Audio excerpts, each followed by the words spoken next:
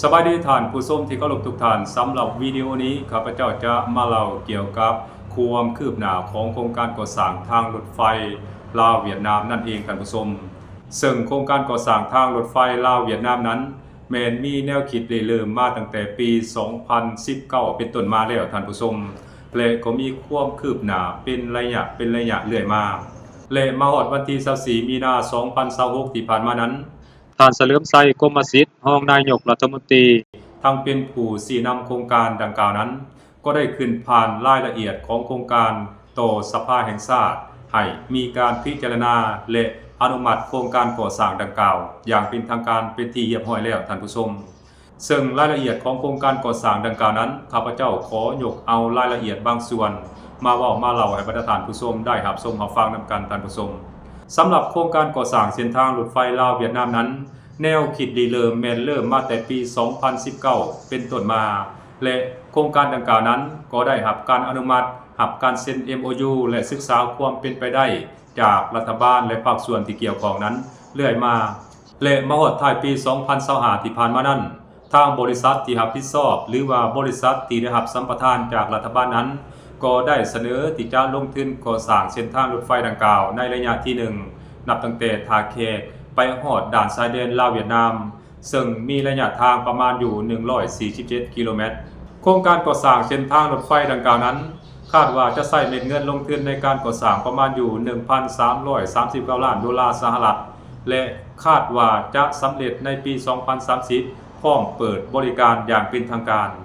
โครงการนี้จะนำผลประโยชน์อันมหาศาลมาสู่ประชาชนลาวและประเทศอ้อมข้างอย่างหลีกเลี่ยงบ่ได้โครงการดังกล่าวนี้จะนำผลประโยชน์อันมหาศาลและจะเปลี่ยนประเทศลาวจากประเทศแลนด์ล็อกหรือประเทศที่บ่มีทางออกสู่ทะเลนั้นกลายเป็นประเทศเสื่อมจอดและบริการทางผ่านได้อย่างเต็มตัวท่านผู้ชมสำหรับรายละเอียดของโครงการโดยเฉพาะแม่นระยะทางของโครงการนี้มีความยาวทั้งหมดประมาณอยู่562กิโลเมตรและในนี้ก็ได้แบ่งออกเป็น3ระยะด้วยกันนั่นก็คือระยะที่1แม่นนับตั้งแต่เมืองท่าแขกแขวงคำมวนหาชายแดนลาวเวียดนามซึ่งมีระยะทางประมาณอยู่147กิโลเมตรส่วนว่าระยะที่2นั้นแม่นนับตั้งแต่นครหลวงเวียงจันทน์หาเมืองท่าแขกแขวงคำมวนมีระยะทางทั้งหมดประมาณอยู่312.8กิโลเมตรและระยะที่3ซึ่งเป็นระยะสุดท้ายนั้นแม่นนับตั้งแต่ชายแดนลาวเวียดนามไปหาท่าเรือวุงอานซึ่งระยะที่3นี้แม้จะเป็นภาคส่วนของเวียดเป็นผู้รับผิดชอบในการดำเนินโครงการหรือว่าในการก่อสร้างนั่นเองท่านผู้ชมและคาดกันว่านับตั้งแต่ระยะที่1หาระยะที่3นั้นจะสำเร็จการก่อสร้างในปี 2030 พร้อมกันท่านผู้ชมอันนั้นคือเกี่ยวกับระยะทางโดยการคาดคะเนมูลค่าการลงทุนเบื้องต้นโครงการก่อสร้างทางรถไฟลาวเวียดนามนั้นประมาณอยู่6ตื้อดอลลาร์สหรัฐท่านผู้ชมในนั้นระยะทางยาวทั้งหมดอยู่ในภาคส่วนของประเทศลาวนั้นประมาณอยู่500กว่ากิโลเมตรส่วนว่ามาตรฐานของรางรถไฟที่จะใช้เข้าในโครงการก่อสร้างเส้นทางรถไฟลาวเวียดนามนั้นก็อยู่ในระดับเดียวกับมาตรฐานรางรถไฟลาวจีนนั่นเองท่านผู้ชมนั่นก็คือ 1.435 มิลลิเมตรนั่นเองท่านผู้ชมหมายความว่าเส้นทางรถไฟลาวเวียดนามนั้นจะสามารถเชื่อมจอดกับระบบรางของเส้นทางลาวรถไฟได้เป็นอย่างดีนั่นเองท่านผู้ชมและข้าพเจ้าเองก็เชื่อในว่าระบบโครงข่ายเส้นทางรถไฟของประเทศลาว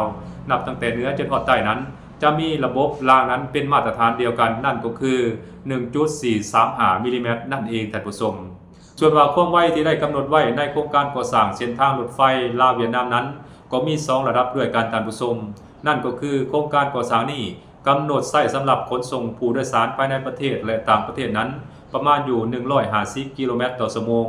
และการขนส่งสินค้าภายในประเทศและระหว่างประเทศนั้นประมาณอยู่80กิโลเมตรต่อชั่วโมงท่านผู้ชมก็ถือว่าไวสมควรไวกว่ารถเมล์ธรรมดาหรือว่ารถประจำสายทางธรรมดาท่านผู้ชมถ้าว่าโครงการก่อสร้างดังกล่าวนี้สำเร็จและลุล่วงไปตามคาดหมายหรือว่าตามแผนการที่ได้กำหนดเอาไว้นั้นก็จะนำผลประโยชน์อันมหาศาลมาสู่ประเทศลาวของพวกเราอย่างแน่นอนท่านผู้ชม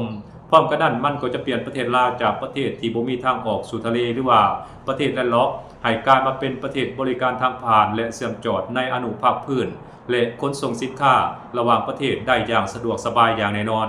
มันจะเห็นให้ประเทศลาวของพวกเรานั้นได้ผลประโยชน์จากการเก็บค่าบริการทางผ่านจากการเก็บค่าขนส่งสินค้าต่างๆจากการบริการการท่องเที่ยวนั้นได้เป็นจำนวนมหาศาล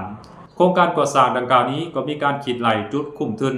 นั่นก็คือจะใช้เวลาประมาณอยู่14 ปีโครงการดังกล่าวนี้จะคุ้มทุนท่านผู้ชมและระยะเวลาการสัมปทานของโครงการนี้มีประมาณอยู่50 ปีนับตั้งแต่มืดเปิดใช้บริการเป็นต้นไปนอกจากนั้นบรรดาบริษัทที่ได้รับสัมปทานจากภาครัฐนั้นหลังจากครบอายุการสัมปทาน50 ปีแล้วก็ยังสามารถห่างขอเสนอขอต่อสัญญาให้รัฐบาลพิจารณาต่อสัญญาตื่มได้นำอีกด้วยท่านผู้ชมนี่มันจะนำผลประโยชน์อันมหาศาลมาสู่พรรคและรัฐก็คือประชาชนลาวบรรดาเผ่าพร้อมทั้งบริษัทที่ได้รับสัมปทานนั้นอย่างทั่วหน้าอย่างหลีกเลี่ยงบ่ได้ท่านผู้ชมอันนั้นคือความคืบหน้าเกี่ยวกับโครงการก่อสร้างเส้นทางรถไฟลาวเวียดนามนั่นเองท่านผู้ชมและโครงการนี้ก็เป็นโครงการก่อสร้างร่วมทุนกันในรูปแบบบอสหมายความว่าภาครัฐกับเอกชนร่วมมือกันก่อสร้างนั่นเองท่านผู้ชมข้าพเจ้าคิดว่าโครงการก่อสร้างนี้มันจะเป็นต้นแบบและก็จะนำผลประโยชน์อันมหาศาลมาสู่ประเทศลาวของพวกเราอย่างหลีกเลี่ยงบ่ได้และมันก็จะกลายเป็นต้นแบบในการขยายโครงข่ายทางรถไฟในขอบเขตตัวประเทศของประเทศลาวพวกเราอย่างหลีกเลี่ยงบ่ได้โดยเฉพาะมันจะกลายเป็นต้นแบบในการขยายทางรถไฟจากคำมวนไปหาปากเซหรือจากคำมวนไปหาแขวงอื่นๆของประเทศเพื่อนบ้านในภาคอีสานของประเทศไทยได้เช่นเดียวกันท่านผู้ชมบรรดาโครงการก่อสร้างพื้นฐานโครงสร้างขนาดใหญ่ของประเทศลาวเฮาในระยะปี 2025-2026 ที่ผ่านมานั้นก็มีหลายโครงการที่พ้นเด่นด้วยกันท่านผู้ชมบ่ว่าจะเป็นโครงการก่อสร้างทางด่วนนับตั้งแต่แขวงหลวงพระบางหาแขวงอุดมไซโครงการก่อสร้างทางด่วนฮานอยเวียงจันทน์เป็นต้นก็ล้วนแล้วแต่ได้รับการจัดตั้งปฏิบัติให้คืบหน้าเป็นลำดับเรื่อยมาซึ่งโครงการก่อสร้างทางด่วนเวียงจันทน์ฮานอยนั้นก็มีความคืบหน้าไปแล้วประมาณอยู่ 20% และโครงการก่อสร้างทางรถไฟลาวเวียดนามนั้นข้าพเจ้าคาดคะเนว่าจะสำเร็จตามเป้าหมายที่ทางพรรคก็คือทางภาคส่วนที่เกี่ยวข้องนั้นกำหนดไว้ในปี 2030 อย่างแน่นอนท่านผู้ชมอันนั้นคือความคืบหน้าของโครงการก่อสร้างทางรถไฟหรือว่าโครงการก่อสร้างใหญ่ๆที่รัฐบาลได้ซุ้มใส่และกระจัดเป็นบูรณาสิทธิ์นับตั้งแต่ปี 2025 หาปี 2030 นั่นเองท่านผู้ชมสบายดี